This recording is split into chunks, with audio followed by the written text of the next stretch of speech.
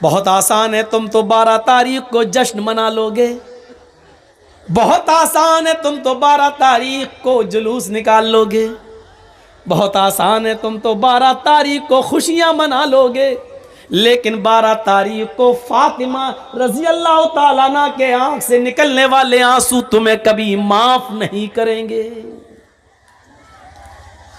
یہ 12 تاریخ تھی، ربیع الاول کی 12 تاریخ تھی۔ ہم اپنی 12 تاریخ پہ نظر ڈالیں اور اس 12 تاریخ پہ نظر ڈالیں، اور کچھ کہنے کی ضرورت ہی نہیں، حالات ہمیں اس کہنے کی اجازت بھی نہیں دیتے ہیں۔ میرے بھائیوں سنو کیا کہتی ہیں فاطمہ، وا کر بابتا منا جا برب بندہ، ہائے میرے ابو، آپ کو آپ کے رب نے بلایا اور آپ چلے گئے، آپ نے اس کی دعوت کو قبول کر لیا، یہ بھی نہیں سوچا کہ آپ کے چاہنے والوں پر کیا بیتے گی، یہ بھی نہیں سوچا کہ آپ کے چاہنے والوں پر کیا گزرے گی، کیا گزرے گی۔ اے اللہ کے نبی، اے میرے ابو، آپ چلے گئے۔ دوسرے جملے پر غور کرو، وا کر بابتا من جنت الفردوس ماوا، اے ابو، آپ سے تو آپ کے رب نے جنت الفردوس کا وعدہ کیا، آپ کا ٹھکانہ تو جنت الفردوس ہے، آپ تو جنت الفردوس چلے گئے۔ تیسرے جملے پر غور کرو، وا کر بابتا الا جبریل ننا، اے ابو، اب قرآن کس کے اوپر نازل ہوگا؟ اب جبرائیل قرآن کی آیتیں کس کے اوپر لے کر آئیں گے؟ اب قرآن کس پر نازل ہوگا؟ آپ نہیں تو قرآن بھی بند ہو جائے گا، اس کی آیتیں نازل ہونا بھی بند ہو جائے گا، اس لیے کہ صاحب قرآن ہی نہیں رہا تو قرآن کس پر نازل ہو؟ نہیں، اے ابو، میں جبریل کو منع کر دوں گی اب وہ قرآن لے کر نہ آئے، اے ابو، اب میں جبریل کو روک دوں گی اب وہ قرآن لے کر نہ آئے، اس لیے کہ صاحب قرآن نہ رہا اس دنیا میں، صاحب قرآن اب نہ رہا۔ ان جملوں پر غور کرو اور اپنے سینے کو ٹھوک کر بتاؤ ایمانداری کے ساتھ 12 تاریخ کو نکلنے والے ان جملوں پر ہمارا جشن کیا کہہ رہا ہے۔ پھر فاطمہ کہتی ہیں، لوگو 12 تاریخ کو میرے اوپر میرے ابو کی جدائی کے بعد غموں کے ایسے پہاڑ ٹوٹے، جو مصیبتیں، جو غم میرے اوپر آئے، اگر وہ غم کسی پہاڑ کی اوپر ڈال دیے جاتے تو پہاڑ بھی چور چور ہو جاتا، ریزہ ریزہ ہو جاتا، اور جو غم میرے ابو کے بعد مجھے ملے، میرے ابو کی جدائی پر مجھے ملے، اگر وہ غم کسی دن پر ڈال دیے جائیں تو وہ دن بھی رات میں بدل جائے۔ 12 تاریخ ہمیں یہ بتاتی ہے کہ کائنات کو روشن کرنے والا سورج غروب ہوا تھا، اس پر ہمیں وہ ماحول بنانا چاہیے کہ 12 تاریخ کو نبی اکرم کی ہم پیدائش کی خوشی نہ بھولیں، لیکن اتنی خوشی نہ منائیں کہ ہم 12 تاریخ کو غم بھول جائیں، اور اتنا ماتم اور اتنا غم بھی نہ کریں کہ ہم نبی اکرم کی پیدائش بھول جائیں۔ ہمیں تو بیچ کا راستہ اپنانا چاہیے تھا، ہمیں تو معتدل راستہ اپنانا چاہیے تھا، یہاں دونوں طرف سے غلطی ہو رہی ہے۔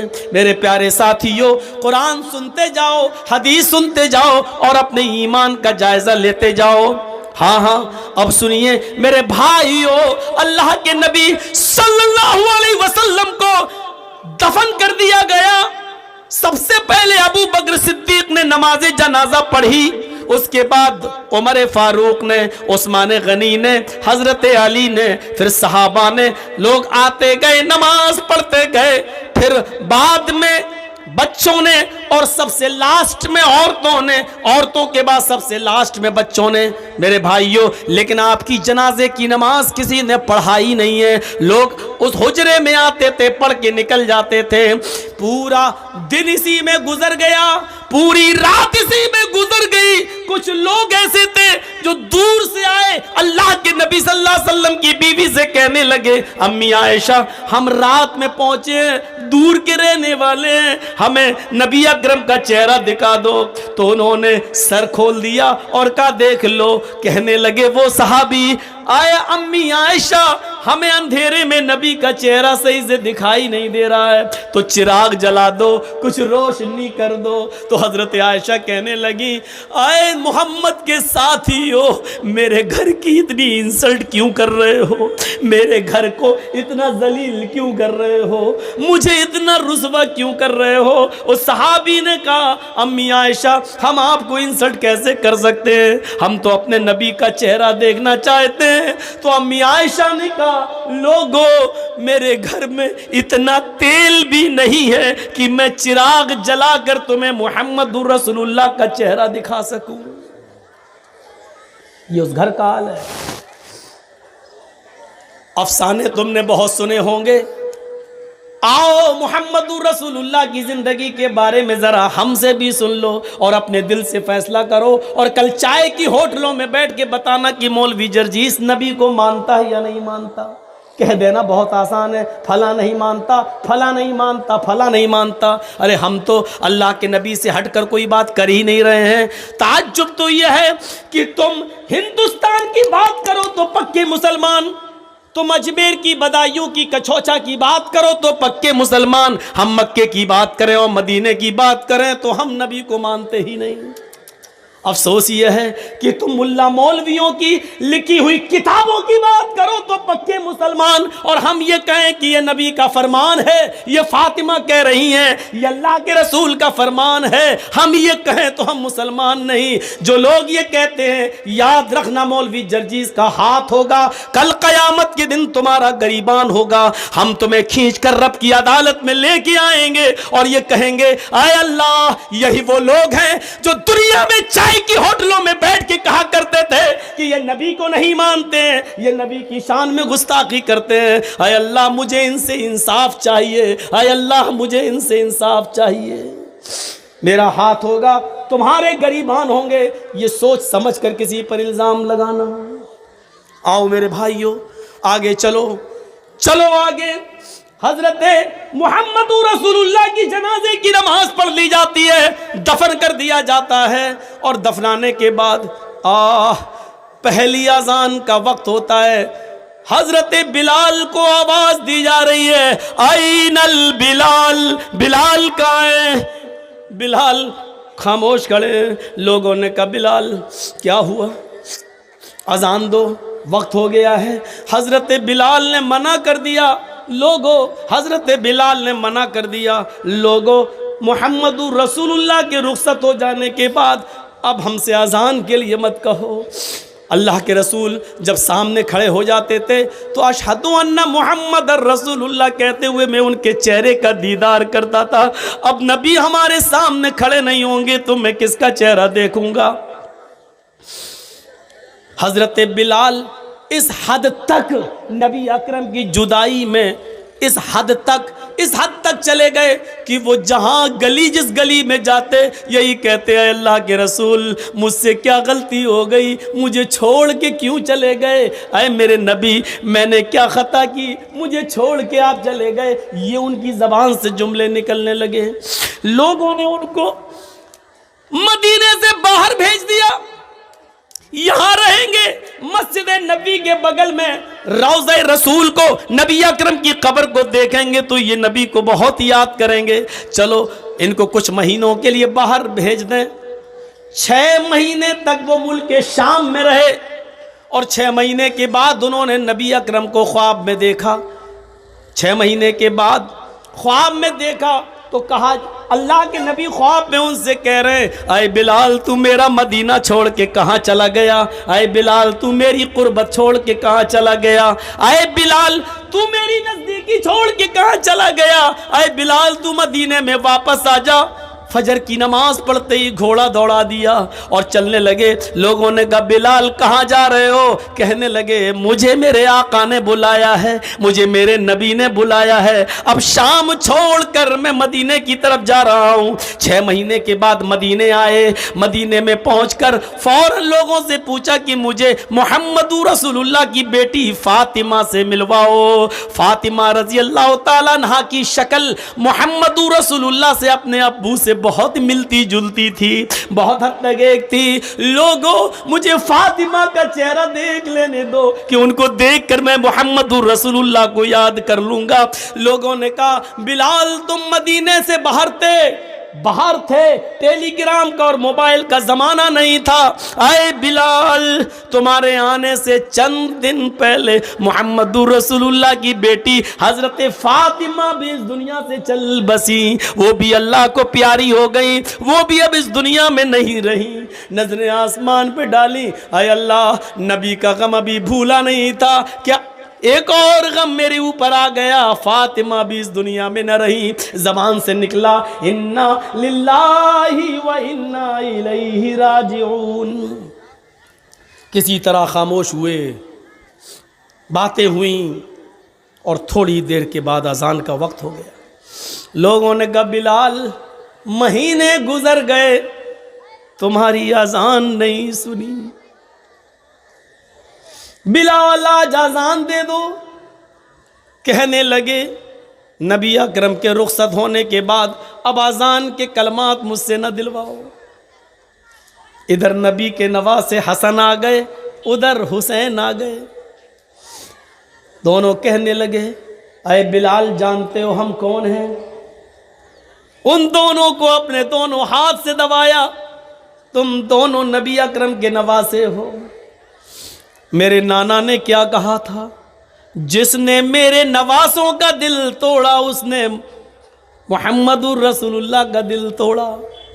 اے بلال تمہیں اذان دینا پڑے گی آج، یہ محمد الرسول اللہ کے نواسوں کی خواہش ہے۔ بلال رونے لگے، چیخ پڑے اے حسن اے حسین، تمہاری زبان سے نکلنے والے لفظوں کو اور تمہاری خواہش کو تمہارے نانا نے نہیں توڑا تو میں کیسے توڑ سکتا ہوں؟ میں اذان دوں گا۔ وضو بنایا، اذان دینے کے لیے کھڑے ہو گئے۔ وہی اونچائی ہے، وہی مسجد نبوی کا مینارہ ہے، وہی کانوں میں انگلی دی ہوئی ہے، اور اسی جگہ پر اذان کے کلمات بلند ہو رہے ہیں۔ حضرت بلال کی اذان سننے کے لیے لوگوں نے پہلے ہی مسجد بھر دی۔ اذان سے پہلے ہی مسجد آباد، کھجور کے پتوں کی بنی ہوئی چٹائیاں بچھی ہوئی، سارے لوگ مسجد میں بیٹھے ہیں۔ 6 مہینے پرانا محمد رسول اللہ صلی اللہ علیہ وسلم کا زمانہ یاد آ رہا ہے۔ حضرت بلال کے کانوں میں انگلیاں ہیں، اور حضرت بلال ان جملوں پر پہنچے ہوئے ہیں، اللہ اکبر اللہ اکبر۔ جیسے ہی بلال نے اللہ اکبر کہا، کعبے کے رب کی قسم ان جملوں نے نغمہ قیامت برپا کر دیا۔ جیسے یہ جملے نکلے، لوگ اپنے گھروں سے اور تیزی سے نکلنے لگے۔ جیسے یہ جملے نکلے ایسے ہی عورتیں بے قابو ہو جاتی ہیں، وہ بھی اپنے گھروں سے اٹھ کر اوپر چھت پہ چڑھ جاتی ہے کہ آج بلال کی اذان چھت سے سنیں گے تو صاف سنائی دے گی۔ جیسی عورتیں بے قابو ہو کر چھتوں پہ چڑھ رہی تھیں، لوگ دھڑا دھڑ مسجد کی طرف بھاگ رہے تھے، اس وقت بلال ان جملوں پر پہنچ چکے تھے، اشہد ان لا الہ الا اللہ۔ بلال کی زبان سے جب یہ جملے نکلے اشہد ان لا الہ الا اللہ، اس وقت تک پرندے درختوں کے اوپر بیٹھ گئے تھے، گویا کہ پرندے بھی حضرت بلال کی اذان سننے کے مشتاق ہوں۔ درختوں کے پتوں کی جنبشیں بند تھیں، شاید آج وہ بھی اذان سننا چاہتی ہے۔ یہ ساری چیزیں بے قابو تھیں، عورتیں چھتوں پہ چڑھ کے بلال کی اذان سننا چاہ رہی ہیں، درختوں کے پتے جنبش نہیں کر رہے ہیں، چہچانے والے پرندے بھی خاموشی کے ساتھ بلال کی اذان سن رہے ہیں، اور صحابہ کرام کی آنکھوں میں آنسو ہیں۔ نبی اکرم کا زمانہ یاد آ رہا ہے، ایک ایک صحابی کے آنکھوں سے گرنے والے آنسوؤں نے مسجد نبوی پر کھجور کے پتوں کی بنی ہوئی چٹائی کو بھگو دیا ہے، پوری کی پوری چٹائی تر ہو جاتی ہے۔ حضرت بلال ان جملوں پر پہنچتے ہیں، اشہد ان محمد الرسول اللہ، ابھی ان کی زبان سے محمد کا جملہ ہی نکل پایا تھا، رسول اللہ کا جملہ نہ نکلنے پایا کہ ان کی نگاہ وہیں پہنچ جاتی ہے جہاں جناب محمد رسول اللہ کھڑے ہو جایا کرتے تھے، اور بلال سے کہتے تھے کہ اذان دو، اور بلال انہیں دیکھ کر پوری اذان دیا کرتے تھے۔ آج اس جگہ پر نبی اکرم کو غائب پایا، آج اس جگہ پر محمد رسول اللہ کو موجود نہ پایا، پریزنٹ نہ پایا۔ جیسے ہی ان کی نظر اس جگہ گئی اور نبی کو موجود نہ پایا تو غشی آئی، چکر آئے، اور بے ہوش ہو کر وہ زمین کی اوپر گر پڑے۔ لوگوں نے پانی کے چھینٹے مارے، بقیہ الفاظ دوسروں نے ادا کر دیے، ان پر چھینٹے مارے گئے، پانی کے چھینٹے مارے گئے، ہوش میں لایا گیا اور کہا بلال نے، لوگوں میں نے تمہیں پہلے ہی کہا تھا، نبی اکرم صلی اللہ علیہ وسلم کے انتقال کے بعد اب مجھ سے اذان کے لیے نہ کہا کرو، میں محمد رسول اللہ کہتے ہوئے کس کے چہرے کو میں دیکھوں گا۔ یہ اندازہ تھا، ہمیں سوچنا چاہیے، لیکن قبر ان کی بھی ہے۔ فاطمہ رضی اللہ تعالی عنہ کے سینٹنسز پر غور کیجئے، بار بار نہیں دہراؤں گا، ان کو بھی رخصت ہونا پڑا، لیکن وہی چیز یاد کریے، ایک طرف انسان ہم اور آپ مر جائیں اور مرنے کے بعد ہمارا حساب کتاب نہ ہو اور مٹی میں ملا دیے جائیں، یہ بہت اچھی چیز ہے کہ اگر ایسا ہو جائے، لیکن ایسا ہوگا نہیں۔ مسئلہ یہ نہیں ہے، مسئلہ یہ ہے کہ مرنے کے بعد بھی تو چین نہیں ہے۔ دنیا میں اگر اچھے عمل کیے ہیں تو ان کا انعام قبر میں ہی ملنا شروع ہو جاتا ہے، اور اگر ہم نے اور آپ نے اچھے عمل نہیں کیے ہیں تو مرنے کے بعد اس کا عذاب بھی شروع ہو جاتا ہے۔ ابھی قیامت میں تو حساب ہونا الگ باقی ہے، وہ ایک الگ چیز ہے، یہاں سے ہی شروع ہو جاتا ہے دور۔ حضرت عثمان غنی کے سامنے جہنم کے عذاب کا ذکر کیا جاتا نہیں روتے، لیکن جب قبر کے عذاب کا ذکر کیا جاتا تو اتنا روتے کہ ان کی داڑھی تر ہو جاتی۔ پوچھا ہے عثمان، جہنم کے عذاب کا ذکر ہوتا تو تم نہ روتے، اور قبر کے عذاب کا ذکر ہوتا تو اتنا روتے، کیا بات ہے؟ فرمایا، لوگوں، یہ قبر آخرت کی منزلوں میں سے پہلی منزل ہے۔ فَإِنَّ الْقَبْرَ أَوَّلُ مَنزِلٍ مِّن مَّنَازِلِ الْآخِرَةِ، آخرت کی منزلوں میں سے پہلی منزل ہے قبر۔ جو اس قبر میں سوال و جواب میں پاس ہو گیا، جو یہاں کامیاب ہو گیا، وہ ساری منزلوں میں کامیاب ہو جائے گا، آخرت کی اور دوسری سیڑھیوں پر چڑھ لے گا۔ لیکن جو اس سیڑھی سے پھسل گیا، جو یہاں ناکام ہوا، وہ آخرت کی تمام منزلوں میں ناکام رہے گا۔ یہ تھا عثمان رضی اللہ تعالیٰ عنہ کا حال، جو جہنم کے عذاب کا ذکر سنتے تو نہیں روتے، لیکن قبر کا عذاب جب ان کے سامنے پیش کیا جاتا تو وہ روتے، ان کی آنکھوں سے آنسو گرنے لگتے۔ ہمیں یہ احساس کب ہوگا، کب ہم جانیں گے، کب قیامت کا خوف اور جہنم کا ڈر ہمارے دلوں میں پیدا ہوگا؟ جبکہ آپ کو معلوم ہے قرآن بھرا پڑا ہے، چیخ چیخ کر اعلان کرتا ہے، اِذَا